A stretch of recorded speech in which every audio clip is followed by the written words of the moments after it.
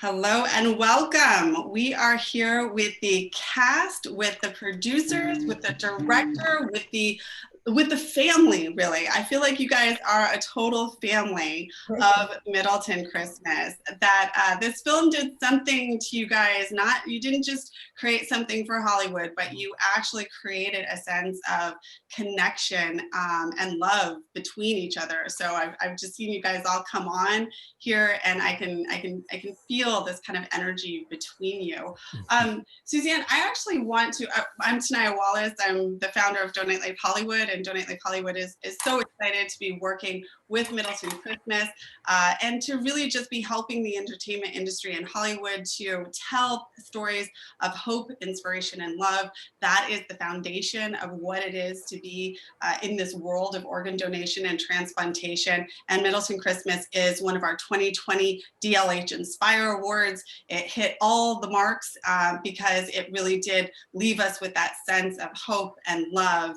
And we're so honored to be with you guys. I do want to start with Suzanne and Leilani, because you guys are really your producers on this lovely movie.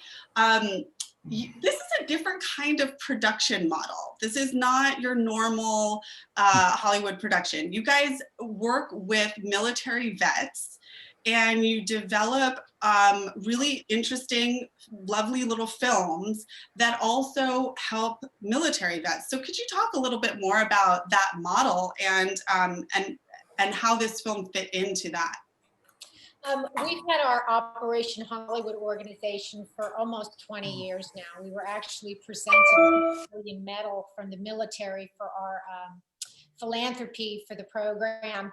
And basically we train wounded vets, some that are just coming out of active duty or just coming back from maybe having injuries in the hospital. And then if they have an interest in television and film, we bring them onto our film sets and train them. And then eventually they go to work for other people, or they stay and work with us.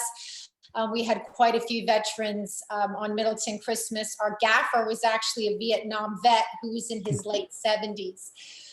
So we really take pride in giving back to the brave men and women that serve our country. I love that this was sort of a cause-based film and then produced and created, you know, with a cause in mind, really, with a kind of heart in mind. And one of the characters, Johnny, played by Michael Payne, is a vet as well. Did creating a character who is a military vet, did that factor in? Oh yes, very much so. When Dale and I were first discussing the script, that was one of the things that was important to me, is having that character either be in the military or associated with the military. The fact that they move around a lot. You know, the movie kind of touches on some of the trials and tribulations of what military families go through. And one of the things that, as you know, going from town to town and not really kind of having a stable place to live because they travel so much, or they suffer from post-traumatic stress syndrome, which makes it difficult for them. But the cast just did an amazing job. Michael and Eileen and Michael Payne and Kennedy and Trevor and Matt and Lynette and Gio, everybody just did an amazing job on the film. We're so thrilled and proud of all of them. Yeah, and I think the beautiful thing was the connection. I think the chemistry between everybody, it was just so authentic, and just I think it was just beautiful just seeing how everyone just really engaged with each other. It was awesome. And Leilani, could you talk a little bit more about how the script came together? Like how was it developed? Who wrote it? How did that script come together? I'll let Suzanne and Dale actually take that one over. We came up with the idea, and then we approached Trisha, who does a lot of writing for us. She's working with us on a couple of other projects, and we sort of came up with the idea. But you know, when people think Christmas movie, you know, there's not drama, there's not heart transplants, there's not, you know, it was definitely a different type of Christmas movie, and that's what we wanted to do. We didn't want to sort of do that formula piece. We wanted to do something that was different. That's awesome. I'm going to have Joe Lafferty, who is my compadre with Donate Life Hollywood, kidney and pancreas recipient. So he's living and breathing the cause of organ donation. But I noticed Michael Payne isn't on, but but he had, you want to ask your other question for the group? Absolutely. Yeah. Thank you so much, guys, for doing this. I'm Joe Lafferty. I'm one of the DLH real life experts. You can, if you want to learn about organ donation, you can go to accessdlh.org. That's where actors and directors and writers and producers and showrunners can go for all their resources. And I happen to have, I'm the small fish in the pond of real life experts. I have a pretty good story, but also on there are people like Valen Kiefer, multiple organ transplant donor mothers, Tara Storch and Rochelle Abuji, and people like Michael Kutcher, who had a transplant and has really had a great life. And so you can go there and see me, but I'm one of those real life experts and a little bit of my story. But you know, during our IG live with Michael, who is one of my favorite actors of all time, like I was so excited to see the movie in advance, to see his performance, and to see Tanya. I was jealous. Tanya was interviewing him on IG live.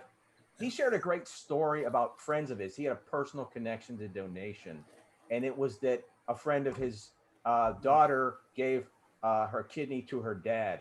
Now, who does anyone here else have a very close personal connection to donation that they can share a story like that? Because they really touch me as I've lived them. You know, I personally don't have anyone like family or friends, but, you know, working also in the healthcare industry, I do work with transplant patients. So I oftentimes do see some of the challenges that they do go through, you know, especially when they're trying to get their dialysis appointments or, you know, just some of the challenges they have trying to get to some of those appointments. So, you know, I've seen some of the patients come through who have a wonderful quality of life. So, you know, I know some of the, you know, even concerns some of my staff have had about, you know, organ donations. You know, they always have that myth of, oh, well, if I'm, you know, God forbid, in an accident, you know, I might get my organs taken, which is not, you know, evidently the case, because I understand from Tanya that's kind of on a rare basis that happens. So, but nonetheless, I do see patients, you know, come through and come, you know, and they've got great stories. Some of them that have been, you know, donors, they have wonderful stories that they share sometimes. Anyone else? I can add. Go ahead. I just found out last night that my grandfather was actually a donor. He died of a massive heart attack at 60, and they were able to harvest some of his, not all of his, but he was able to donate something. And my sister's an emergency room nurse, and she sees these type of activities all the time. And it's great things. You know, I'm a proud sticker holder on my license to be a donor. I look forward to one day being able to donate something that I have. It's just a great cause, and I appreciate all that you guys do. Yeah, similarly, I can't say that I've had a personal story about donation, but I am also, you know, I've been an organ donor as long as I've had a driver's license, and as close as I've come, the closest I've come to being an organ donor was I once offered a kidney to a person actually that I just met online. She'd put out like a public plea for her boyfriend who like desperately needed a kidney and was just asking if anybody with a matching blood type could offer, because he was like apparently very low on the list. And I reached out and I offered, because it was just such a heartfelt like message that this woman had just kind of thrown out into the ether, and I wanted to help if I could. But they were thankfully able to find somebody who was a bit more local to them to help them out. So I was very glad to see that work out for them. But that's about as close as I've gotten. Pretty close. That's crazy, dude. That's amazing. Trevor, thank you so much for that. My own story. 4 people tried to give me their kidney. My father, my sister, a good friend of mine, Reverend David Paul, and another friend of mine, a kind of a mentor of mine, Coach Bill Curry. And for different reasons, 3 of those weren't able. And Bill Curry, he thought he knew his blood type and he didn't, but he went and got tested anyway. and they found out and they said, Bill, you're not the right blood type. But I count him amongst the people who were the right blood type that tried to give me their kidneys. And sadly, none of them worked out. I had to wait for a deceased donor. But you stepped out there, and that shows your love for a total stranger. So that's an amazing story. Thank you, Trevor, so much for that. That's awesome. I appreciate you saying that. You know, I do want to note, because I want to talk to Kennedy, Trevor, and Michael Varday. You guys play, you know, you're the young ones on this cast, and play kind of the central part of this organ donation storyline. I don't know that you guys know this, but it is young men who do not register as donors. So there's this whole concerted effort out there in the world of organ donation to actually get young men to register as donors, because men just don't donate at as high a rate. They don't check yes at the DMV to become donors, and then they don't consent to donation at high rates, and then they don't become living donors at high rates. So it's all women who are basically Wow. So I want to say, Trevor, thank you so much, because that it breaks the model and the mold and kind of that mentality. And in this film, Kennedy, you play Sam, and I want you to talk a little bit about, you know, who Sam was and that character, how you related to that character, and then specifically kind of going through this very life-changing event as the character. Did you connect with that? How did you connect with that? Tell us a little bit about Sam. Well, I mean, Sam in general, we do have a lot in general, just like I also have a single mom, and it was just my mom and I growing up. So I felt like for the base, we were very similar. For the actual, like all the hospital stuff, I feel like the biggest thing that stood out to me was actually the guilt that came from what happened to Max afterwards. And that was always the thing that I focused on, because one, like, it's such an amazing thing for like what his character did for me, and that he would literally give a piece of himself to save me. But then because of that, it actually put him in danger. So then I feel like the biggest thing for me was just making sure that he was okay. So not really focusing on like, wow, this terrible thing just happened to me and that was so close. But now because of that, someone else is now even closer than I was. So I feel like that was the big. So I will say that was the one thing we had a problem with in the script. And we understood that it was a plot device because there was this kind of switcheroo, and so you didn't know and all that kind of stuff. So we totally understood, but it was one of the things we said to Suzanne. And one of the reasons we wanted to even have this Q&A, because, you know, the reality is that it's a very low, when you are a living donor, there's very low rates of anything actually happening to you. It's actually quite a safe procedure, and they don't take you as a living donor unless they're pretty confident that you're going to do well in the surgery. You have to be pretty healthy and all that kind of stuff. So it was one of those things where we're like, no, that's going to scare people away. But, you know, Michael, I want to say to you, like, you know, you played this character who stepped up to the plate, and something did go wrong, but we were all worried, and also we were afraid that everyone watching would be terrified to be a living donor. But then we were like, no, that's silly, because in the end it really came out how beautiful this connection was. Do you want to talk a little bit about that role as Max? You're on mute right now, so just unmute yourself. Yeah. Yes, Tanya, thanks so much. Everybody can hear me fine. Great. I just want to say thanks to, I had no idea that women were also the majority of people who are donating organs, and the idea that you wouldn't, like, when I go to the DMV and I had the opportunity to sign up as an organ donor, it just like would blow my mind that people wouldn't just naturally sign up. It's kind of, it almost was odd to me that isn't the assumption that you can donate organs, but you have to choose to. Once you're no longer using them, why would you not want to do that? Seems so strange. But once again, Women Saving the World, thank you so much for what you do. And I had no idea.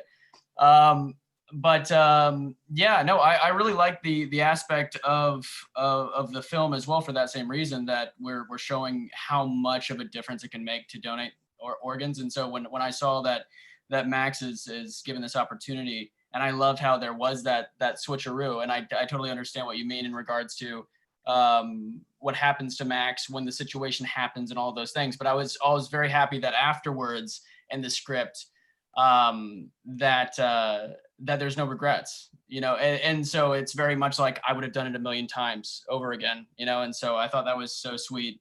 And I was very happy and proud to be a part of a film that had that kind of message. Actually, now I'm going to just mute and unmute myself at random intervals just for fun. Trevor, I'm guessing you kind of had that same experience. Was your decision to just give some random person on the internet your kidney because they asked, was that before or after you did this film? Oh, it was probably 2 or 3 years ago. Wow. Yeah, long before I did this film. And yeah, I don't know, like for me, it kind of, yeah, kind of like what Michael was saying. It was just kind of a why not kind of thing. Like, I when I saw this stranger's message online, I like did research on like possible health implications, and I weighed the pros and cons of it. And yeah, I don't know. I guess it was just something that I thought I could do. That ended up not being necessary, but I thought I should offer. It was kind of, I don't know. I don't want to call it a no-brainer because obviously it's a big decision, but it seemed like the right thing to do, I guess I can say. Yeah, that's huge. I had something similar. I really wanted to be a living kidney donor, and my husband, I had small children. My husband was just like, no. And then I got diagnosed with lymphoma, so I couldn't be a donor. So I always joke that cancer saved my marriage because I was like, I'm going to donate this kidney. I don't care what you say. And then, so I couldn't. But yes, when you feel called to do something like this. And I think that is the thing that we get in these characters is they feel kind of called to help Sam, called to help their friend. Lynette and Giovanni, I wanted to kind of turn to you guys and just ask what it was like to be part of this production and to be with Eileen Davidson and Michael Pere, like the rest of this amazing cast, and such a cool thing to be a part of. But how was your experience and being part of this, being in your roles in this kind of production that Suzanne does with vets? Pretty cool. Amazing. Lynette, if you want to go first, yeah. Oh, okay, I'll start. I would say you kind of hit the nail on the head earlier when you said it just feels like family when we got on. And I just feel like, even though, I'd worked with Suzanne before, with Gio, with Dale, with some people, but then just to meet everybody collectively on set and for us to get down together, Leilani, all of us, it was honestly amazing. And I think one of the things that attracted me to this script a lot too is that the young people saved the day. And I think that's indicative of where we are, where our society is. I just feel like the young generation right now is leading the way in every way possible. And I felt like it was so reflective even in this film. It's like the fact that Trevor uses words all the time, no brainer, Michael, no brainer. I mean, it's so much empathy. There's so much sense of responsibility and a willingness to help without being prompted or pulled from this generation. And I think that, we felt that on set. We felt that as we shot. Dale directed like beautiful performances out of everybody. It just was an easy place to work and be. And I mean, when you're telling a story like this with a great cast, everybody was really, really present. Everybody was really present. And I would say the overwhelming feeling was just gratitude, gratitude to be a part of a narrative that isn't really out there. It's interesting that it's, like you said, it's interesting that people don't just know, hey, we should check this box. Mm-hmm. It's interesting that these conversations aren't had, in the way these conversations, had they happened maybe right before people go get a driver's license, we'll see a surge, but we don't have these conversations. So it was really great to let the young people lead them. So. I'm just gonna add on to that. Like, I love my Middleton Christmas family because it is a family. And I've worked with Leilani and Suzanne and Dale before, and they just create this warmth on the set, which I think really translates to, yeah, I'm like hugging you too from across, you know? And it's just like one of the things that it's not surprising to me that women give of themselves so much in organ donation, you know, and like we had really great, strong women on set for our producers where they did, I think it's so nurturing, you know, to have women as producers. And I think that nurturing quality kind of shows up in the organ donation. That's why they're like, most of the organ donors are women. But yeah, it was Really? great. And for me, it was just a We joyful. just learned this. Yeah, we just learned this. For me, it was just a joyful experience to be on set. It's just so fun. It's super fun. Leilani, I'm sorry it took me so long to get on board. I was just, you know, I just finished shooting and now I'm here. Hey, we're glad you're here with us, Michael. Awesome. Hey, I want to jump in. Thank you for joining us, Michael. You don't know, I'm the fan of yours. So a huge. Oh, really? I want to circle real quick. I want to circle back because Lynette I was doing a little background. Did I see on your IMDb page you're a writer? Yes. Well, I've sold a couple of scripts. Oh, Lynette, sorry. Oh. One day I'll sell as many as Michael. Trust me, Michael. I'm going to talk to you, man. I'm dying to talk to you. Lynette, I think I saw that you're a writer, Yes. and were you inspired by this script to maybe in the future take on? Because one thing that we talk about is how, especially deceased donor transplants like myself, is the ultimate love because you don't know who's getting them. There could be someone other than blood type and general size. Like you can't put a man's heart in a baby kind of thing. You don't know where they're going. You don't know the age of the person, the race of the person, if their political affiliation, right? Not that that matters in this country. But so you don't know where these organs are going. They're just going out to save lives. I was one, and my donor, I just got his kidney and pancreas. Everything else went out except his heart because that was damaged. So were you inspired as a writer? Do you see something in these storylines that might inspire you in the future? Absolutely. Absolutely. I think that there were so many boxes that were checked with this story in terms of who was working on it, as you mentioned, behind the scenes, what the conversation was on the page. And I think that I just think that there's so much room in a lot of the stories that are out right now, whether they're features or episodic, to layer them in the way that this is layered and to bring important issues other than the glitz, the glam, because all those things can be folded in and you still have amazing stories, but this story had a lot of heart. And I definitely, anytime that there's a selflessness, especially a selflessness of young people, I think that people tune in and people look to that as an example. So I absolutely was inspired by the story for this feature, and I'm hopeful that we see this type of storyline pop up even more now. Now you know how that goes in Hollywood. You see it, you hear it, and now there's focus, and hopefully the message can be replicated and get out even further. I also wanted to mention too, when we were put in touch with Eileen, and Eileen, you're welcome to comment. I was so thrilled, Eileen, when Craig got back to me in like 2 days and said, Eileen really loves the script. So obviously it really touched you because, as you know, it just takes forever for actors to get back to you to let you know if they like something. I did. I loved it a lot. It was just a very sweet, sweet film and a feel-good movie. And there was nothing offensive about it, which in this day and age is really difficult to come by. And I just love the fact that it kind of elevated entertainment, which I spoke with the IG Live I did. It was like an elevating experience in terms of entertaining, which was really sweet. And Michael, how did you feel about when you first read the script? Well, Suzanne pitched it to me at lunch once at first.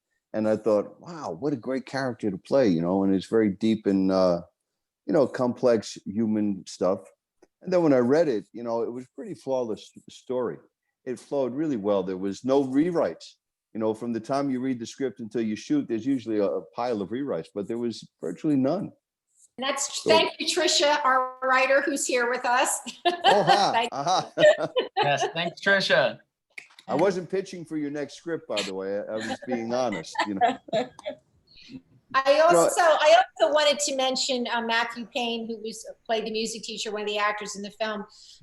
Matthew, I can't thank you enough. We shot the whole movie pretty much in its entirety, with the exception of one day at the school where Matthew Payne is a drama director. And if it weren't for the school, for Glendale Adventist School, we never would have been able to make this movie. So Matthew, thank you so much for that.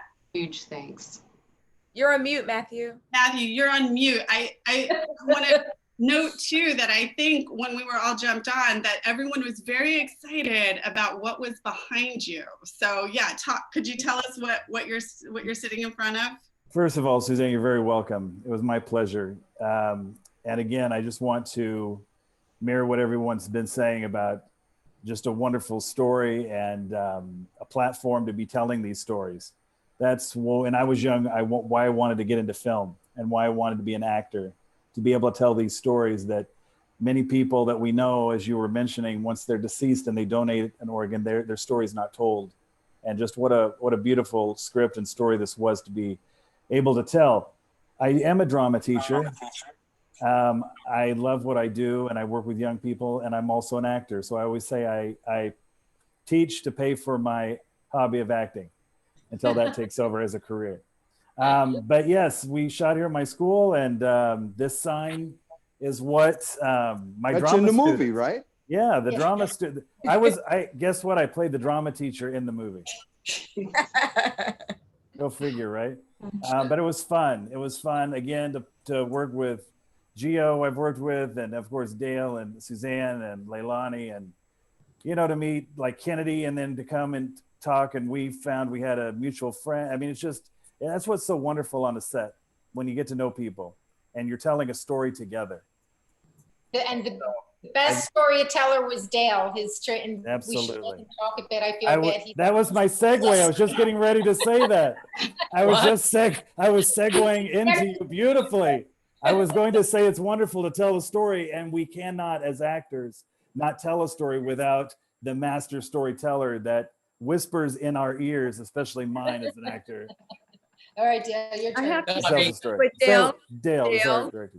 Yeah. Dale, can I say something about Dale? Yes. Okay. I told you, Dale, when we were on set, that we shot this movie in just a few days, and we were working so fast. And my experience with Dale as a director is that even though we were working so fast, it never felt like we were sacrificing performances. He always made, even though we were like, okay, we got to get this done, he had this amazing genius quality of making you feel that you were still, contributing your art, and it wasn't just working really super fast. And I think that's really, really super difficult thing to pull off. And it's part of the reason why I think a lot of the performances are so good. All of them are, because he made you feel at home and comfortable, and you felt safe. I mean, I did. I'll speak for myself, but I think all of us felt pretty safe to just, we do. I got to agree with that. I never felt like he just moved on because he got enough. Yeah. Can you hear me? Am I on? Yep, we can hear you. Hey, Michael, if you don't mind, first of all, spent every summer from the age of 9 to 17 on the Jersey Shore. Oh, really? So, huge. I'm from Pittsburgh, though. Huge Eddie the Cruisers fan. I listen to Streets of Fire soundtrack at least once a week. Driving in the car. Huge Tom Cody fan. Wanted to be Tom Cody. But you said something That's the in your Streets of Fire poster there. Nice. Can I make you an offer? No, I'm just kidding. No, but you said something in your IG live about, which touched so many things about this with the veterans angle. You talked about Max, the Max character coming home and telling Dad something that shocked him to his core, but then simultaneously you're proud of him. Can you unpack that, and then can we hear from the other Michael about that situation? Yeah, well, as parents, you want to raise your kids to be good, kind, compassionate, productive, self-sufficient. And then he turns 18 and he does something you can be so proud of. However, you're also wondering, you don't call me, you don't ask me, you don't say, hey, Dad, do you think this is a good idea? You just go. The first act as an adult is to donate your kidney. It's like you send your son away to school and he comes home and says, Dad, I joined the army because we're going to war. It's like, I'm proud of you, but don't go to war. You know, it's that's one of the big moments in the movie, is to realize that he's doing the right thing, but I'm terrified of him doing the right thing. You know, so it was a very complex moment. And we had this great scene that is shot with Eileen in the hallway. And it was like, you know, again, Dale didn't make us feel like we were in a rush. It was important to get those moments. And, you know, you just imagine, you want your son to grow up to be a good person, and then he does the right thing and you're scared because the right thing is dangerous. You know, it's courageous. You want him to be brave, but you don't want to put him in the, you know, in a dangerous situation. I had to talk about that. You should mention that. I just wanted to respond to Eileen, and it just goes to everything. I mean, thank you so much. And it was a great joy to work with everyone in this family. It was one of those small movies that we tried to stick in between. It just became and developed into something really special. She pitched it to me, and I was like, well, we're going to write it. We enlisted the help of Trisha's expertise, and she put together this thing. We had a number of meetings and developed this, and it was a really special thing. And you know, it's just working with good people. It goes a long way. And I was very, very, to have the privilege of directing something is just a really lucky opportunity for me. I mean, I'm so grateful for that chance. But then to also, even on a small film like this, to be in line and have the planets line up, and me get to work with Michael and Eileen and all of these great actors, you know, it's young and up and coming. It just, to me, it's really, really great. And it makes it easier for me in that way. And yeah, there's, as you saw, there was a lot going on. But when it came down to action, I just listened, and I just wanted you to just bring it. And you guys definitely did, from the heart, and really brought, you know, blood and life through those words that Trisha wrote for us. And I mean, what can I say? You know, I mean, I would have loved to have taken more takes, right? You know, as time was going, that's how it goes. But you guys were so wonderful. And it was just really fantastic working with everyone. And that was a joy for me to see it come to life. You know, when you read a script and you think, who's going to play this part? And who's going to do this guy? Oh, we got Michael. All right. Oh, Eileen is on. Fantastic. Well, who's the young Michael? You know, who's Sam? And who's a Trevor? You know, I mean, Trevor jumps on, like, oh my, this is going to be amazing. You know, and to see them together for me is always really, really special. So, you know, we you guys. You're talking a little bit about kind of that casting, and one of our questions from our viewers here, the idea that Max and Max's father, they looked spot on as father and son, so much similarity. And even Sam Kennedy and her mother Eileen were spot on, and that so that the casting was, anyway, you're getting compliments over here on the Q&A that really it was great casting. There's also another question. It was Trevor's natural hair color really red, because otherwise they thought it was a good choice for the character. So well, I'll leave that for Trevor, but I will say we have to give a lot of love and credit to our casting director, Craig Tompabasso. I mean, you know, you put these out, you try to find people, and there are many, many talented actors out there. And it's just a matter of sometimes, that's a tough part of the game, is, you know, just physically matching people. But we didn't have a lot of time. So when he brought us these people, I was pretty surprised with, you know, what they were able, how they looked. I mean, that's not even our main focus. A lot of times we're not really looking for that physical match all the time. But it just happened that some of our best actors that came in on the callbacks, they were just fantastic. And they just lined up. And when you put them up on the wall and you think, that would be the mother and daughter. That for sure would be, and they both named Michael. That was just bizarre to me. This was a nice coincidence. So it was kind of Paré and like, Barre. what are we waiting for here? You know, but that's kind of how that went. And Trevor, was that your real hair color? Was that a choice that the audience's inquiring minds want to know? No, my natural hair color is blonde, but it was dyed red for another project. And so I still had some red in my hair when I went to shoot this film. So no, I'm a blonde naturally. Sorry to disappoint anybody, but I appreciate our viewers saying that it helped my character stand out, because you know, that's always a good thing. But yeah, blonde, not red. I'll probably always be some shade of red though, you know, in my life. This is what Never people comes want out. to know. So we have to give the fans what they want here. I actually only took the role because I got to dye my hair. I was like, That's can I what I was dye about my to hair? say. They cast Kennedy and she's got dark hair. Can I dye my hair? Then I'll do it. And I remember being torn because I thought, how do I just sort of beg Eileen if it's possible to darken her hair just so, and she came up to me, she called me, she says, I have this idea, I've been loving this idea of darkening in my hair. Can I do that? I'm like, answer to my prayer. So it all worked out, and she dyed her hair darker for the film, and I think she looked gorgeous. That's why I put gray in my hair, by the way. Sure. Who I wanted to mention, the first day that it was halfway into the shoot, that Trisha, our writer, and Trisha, you can comment on this, came to set, and it was her first time to see the characters that she created, these actors and these characters that she created. If you want to talk a little bit about that, Trisha. I mean, I will never get over the experience of seeing people that, you know, have only walked around in your brain and then suddenly they walk straight up to you and introduce themselves. It's wild, an experience as a writer. But I was blown away by the cast, and I didn't get to be there for as much of shooting as I wanted to be. And so I was really kind of left to just wait until I got to see the film. And then I just very, very moved by everybody's performances.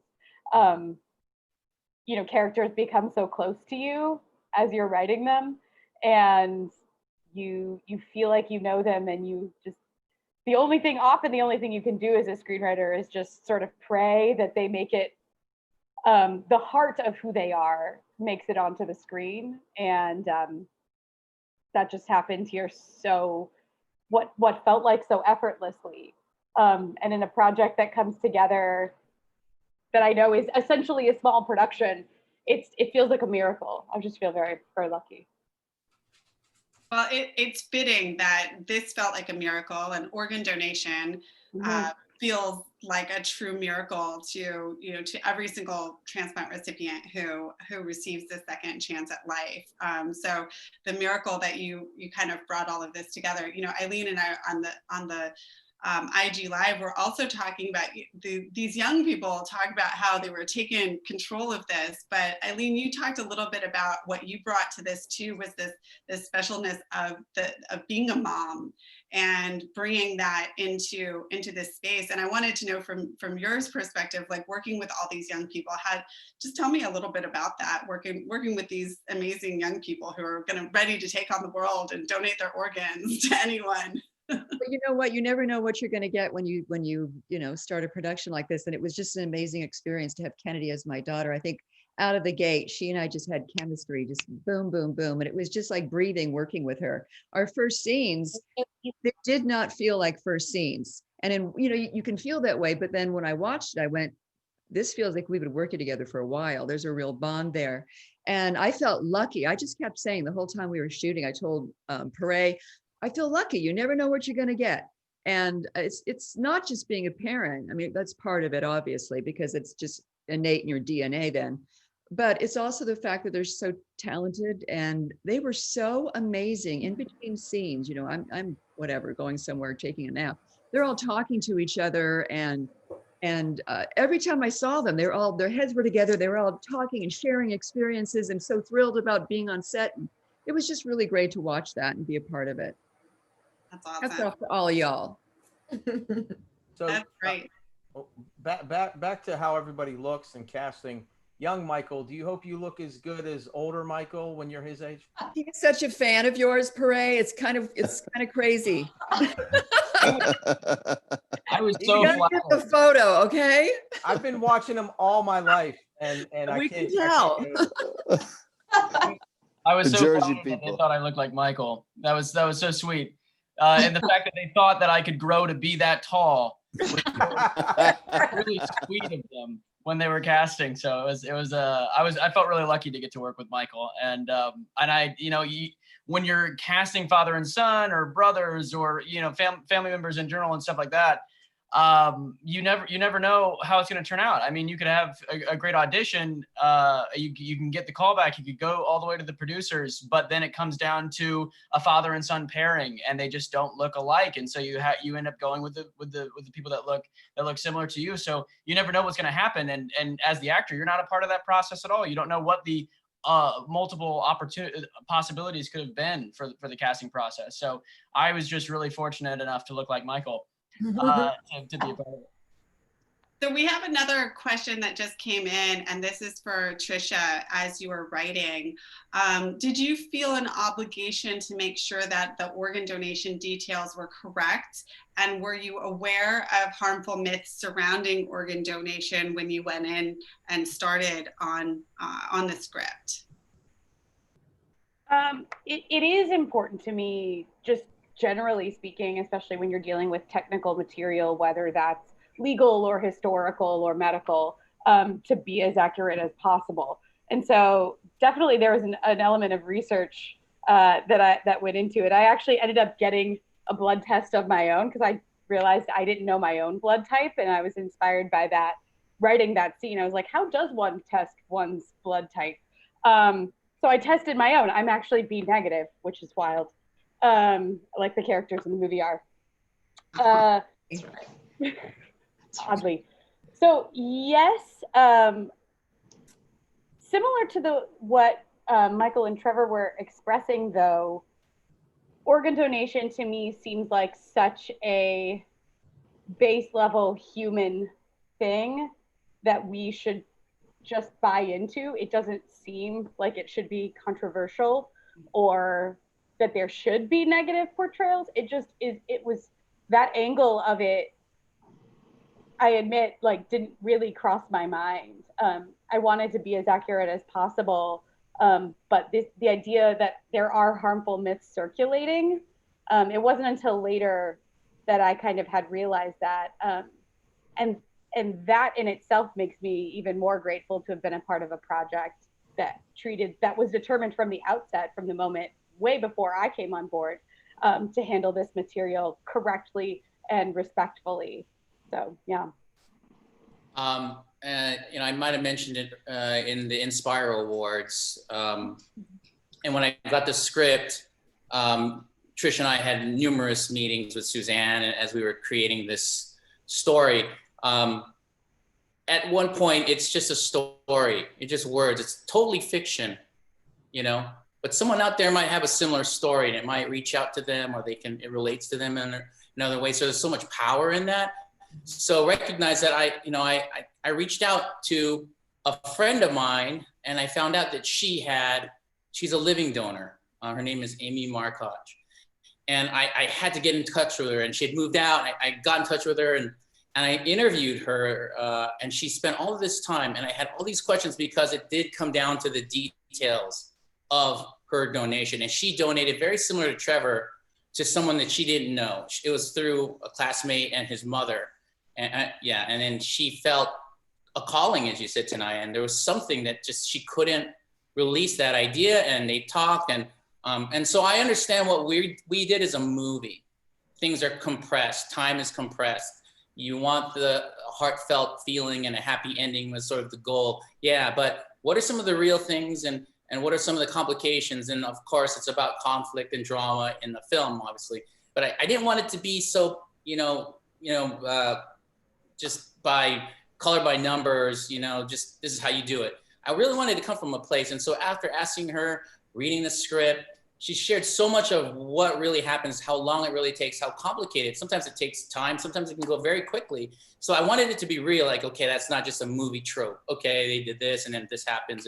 So thank you to her for giving me all that real information and detail about that process of donating. And they said she wouldn't probably she couldn't do sports any longer, but is that something she can live with? And now she's running around, running marathons. It's a wonderful story. It should be a movie in itself, I tell her. So that's in my idea book. But that aside, it's because of that, we definitely want to look into the details and of what really happens. And that's what really made it special for me to say, I didn't give. I know someone and a number of people have received. And it just really made it that much special for me to kind of put my mind into, you know, it's a bit outside of the box of the rom-com holiday film, and there's a place for that. But this was just a little different for me, a little special, and I was always looking for that from the actors and what was coming from them, and they were able to deliver that, and we were able to put it all together to kind of create that specialness. There's a lot going on in the film, as you can see, but it's really about giving and sharing the greatest gift. So that was really special, and that's how it in fact impacted me, and that was what I was able to put into the film aside from running around and directing traffic. You know, out there in Los Angeles, the leader of the service area out there for organ procurement organizations that does mostly deceased, it does almost exclusively deceased organ donation is OneLegacy, and their head is Tom Moan. And one thing that Tom always likes to point out, and this movie is done beautifully, is, you know, there are 20 people a day that die waiting for transplants, and 18 of them are waiting for kidneys. And if we're ever going to get that number down, it's not going to be through deceased donation, because only 7,300 people a day die in America, but only 3 per 1,000 die in a manner that facilitates organ donation. That's rare. So the only way we're going to get these numbers down, and your movie did it beautifully, is via living donation, and both in kidneys as well as livers. But kidneys are the vast majority of the people waiting on the list. So, you know, I want to thank you guys, just because you just brought it up about the living donor part and your friend, that's stories like this and inspiring the living donation of kidneys are going to make the biggest impact of saving those 18 people a day that we're losing right now. And I will also say, you know, Trevor, it's funny, your story, his character was not selfish at all. You know, from his heart, he wanted to give. There's a lot of those stories that there's that willingness to give a piece of themselves, but for one reason or another, not a perfect match, whatever it is, it doesn't work out, you know? So Trevor's character, Lucas, in the film, you know, is not, and that's what I love about the film. It's about forgiveness and acceptance, you know? It's like friendships in high school, and it's a little different. And he tried, you know, and then sometimes life is complicated, it doesn't work out, but in the end, you know, love, you know, perseveres and comes through. And, you know, it's just, you know, it's so true to Trevor. I didn't know that story, but you trying, and it, you know, it just kind of didn't work out. So thank you for sharing that. Yeah, of course. Yeah, if I can share for a second, that was what really drew me to the character. You know, when I remember, I think I only read the audition sides initially. I can't recall if I received the script before my initial audition. But I remember looking at the sides and really being drawn to, and this is credit to Trisha, but it was such a like human portrayal of what could be just a really like archetypal jock, mean boyfriend character. It was just a real kind of, I just saw the seeds of a real person in the words. And that was what really made me want to do the film, because it was especially that scene in the hospital with Sam, where Lucas tells her that, and this is, you know, after they've, spoilers, broken up, and, you know, he has nothing to gain really, but he just wholeheartedly like still cared about this person, and he says, you know, it's not about us, I just want to do this. That was the thing, and that I mean, that was like the key moment for me, I suppose, in defining the character. And I remember talking to Michael, who plays Max.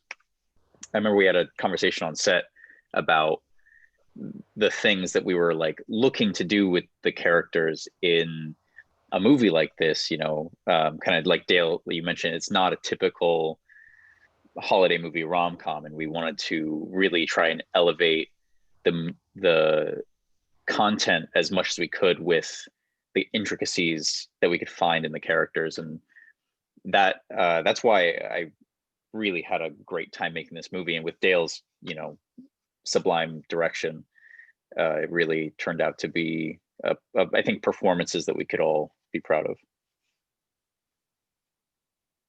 Yeah, Trevor, I absolutely agree. And I wanted to thank Trisha for that too. And like Michael Pare was saying, this whole idea of these archetypal characters, where the son is he's growing up and he's becoming an adult and he's rebelling.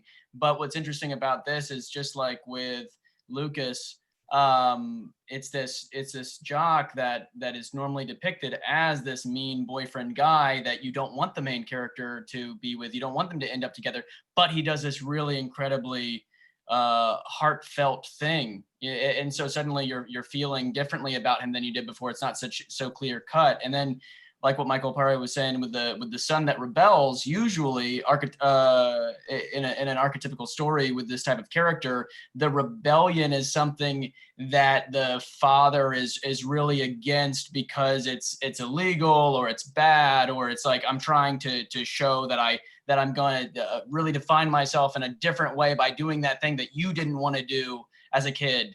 But instead, it's actually something that's also very heartfelt, and the dad is now struggling with trying to understand the letting his son go and make his own decisions.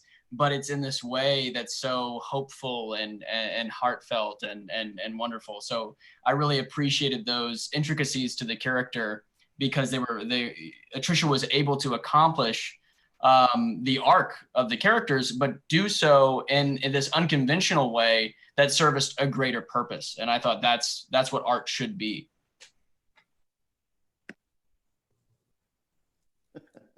Trisha, Well you're getting a lot of compliments on your story and development here, right? I'm going to have to take off. I'm so sorry. But I did want to say just one last thing. I mean, when we were shooting this movie, it felt very special. I think you can tell from what everybody said. Everybody felt that way. It just felt like a very special moment in time that we were all a part of. And I kept posting on Instagram the entire time we were shooting how great this was. It was such a lovely experience. And there's something incredibly heartwarming about the fact that it's come full circle and it got this very special award. And Suzanne did an amazing job of making everybody feel loved and taken care of on set. It comes from the top down. Everybody was wonderful. The crew was incredible. All the actors, from the smallest parts to the biggest parts, everybody was equally giving their heart and soul to this project. And I mean, I've worked on a lot of different shows. This was a very special project to be a part of. So thank you, Suzanne. Thank you, Dale. Thank you, all of you. I love you. I miss you. And it was an amazing experience. And I'm grateful. Thank you, Eileen. Thank you, Eileen. We love you too. Happy Halloween. Yeah. Oh yeah, happy Halloween. Merry Christmas. So, and I do want to wrap up. I think we're kind of ready to wrap up. I wanted to just throw the final question out to anyone who wants to answer on what you think or what you hope people take away from the film. So I've heard a lot about kind of what it's done for you and made you feel, but what do you hope that everyone watching who really, I mean, whether it's something, it doesn't even have to be about organ donation, but there's a message in this film. So what do you hope people take away from it? But if it sounds like a clickable PSA, we will not be upset. I would say it's scary when your children grow into the heroes you hope they will be. Very true. That sounds clickable to me. Yes. I think for me, for both the script and on set, I think it would just be to just like care for the people around you. Absolutely. I just have to add, as a parent myself, this film is something that you can watch with your family. It has a positive, inspirational message. It has a happy ending. It's something that you can go and tell a neighbor, a friend, a stranger. And it's like Eileen said, it's something that we need right now in our world. This positive message is feel good. And from all around, it's just, everyone needs to see it. I can't say that enough. I was just moved when I watched it. Absolutely. And I just want to say thank you to everyone at Legacy, Tanya and Joe. You've been so wonderful and supportive, and Leilani, our great co-producer, and the whole cast. You were all just wonderful, and we can't thank you enough. And we'll definitely keep all those people on the donors list in our prayers for sure. Thank you. I did have, was a suggestion that potentially in 10 years, we need to have a Zoom Middleton Christmas reunion. Oh, that would be cool. So, since we are now all family together, Yeah. and we'll bring you back, we'll celebrate your, maybe 10 years of your Donate Life Inspire Awards, see where you all are. Love that. And bring you all back together again around a great cause and around a great movie. So thank you all so much for your time today. We appreciate everything that Thank you've you. done in this beautiful film. Thank Thanks, Awesome. guys. Thank you. Thank you all. Bye, everyone. Dale. Take Thanks. care. Lonnie. Bye, guys. Thank you, Bye Suzanne. bye, Mike. Bye bye, Suzanne, everybody. Kennedy. See you guys.